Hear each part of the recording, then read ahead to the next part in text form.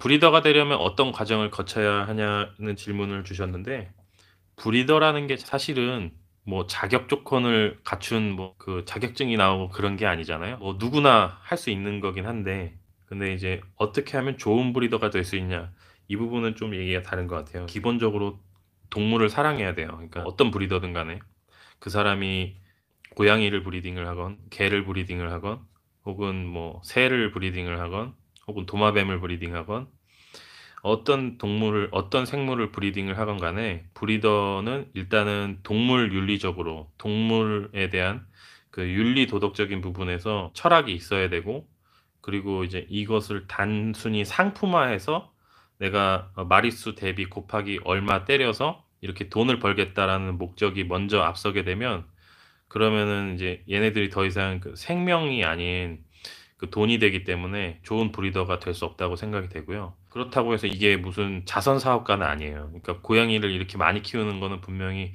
돈이 많이 들어가고, 그리고 혼자서 다 케어하기에는 불가능한 부분이 분명히 생기거든요.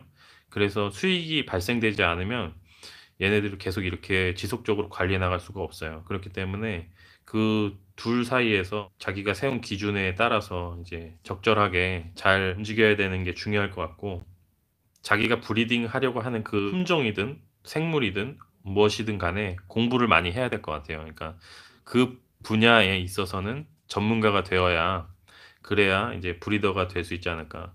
국내에서는 이 브리더라는 용어 자체가 조금 오해해서 이렇게 의미 전달이 된 부분이 있어요. 그러니까 예를 들면 이제 브리더라고 하면 여러분은 어떤 의미가 떠오르세요? 번식업자, 이런 게 이제 국내에서는 좀 가장 클 거예요. 그러니까 번식을 해서 동물을 판매하는 사람.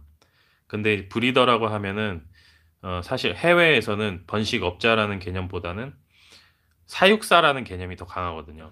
동물을 케어하고 관리하고 해당 동물에 대한 매력을 알리고 관리해 나가고 발전시켜 나가는 의미가 더 크지, 이것이 단순히 번식업자로 이렇게 변질되어 버리면은, 그러면 이제 이 생물의 가치도 같이 떨어지는 거예요. 그래서 이제 그런 부분들이 저는 좀 이제 안타깝고, 그리고 정말 뭐 국가에서 이렇게 뭐 자격증 발급해 가지고 또 시험 봐 가지고 브리더가 되는 게 아니고, 뭐 동물을 해 가지고 자기가 뭐 이미 번식을 했다 그러면은 '나도 브리더다.'라고 하는 사람들이 워낙 많기 때문에, 그런 부분에 있어서 이제 뭔가 좀 다른 브리더, 다른 차원의 어떤 '이 사람은 다르다.'라는 것을 사람들에게 보여주려면 기본적으로 이제 그런 동물에 대한 해박한 지식과, 그리고 끊임없는 연구, 그리고 이렇게 케어해 나가는 그런 과정에서 생기는 그런 이제 윤리도덕적인 부분, 이런 것들을 다 신경 써야 되는 게 맞는 것 같고요.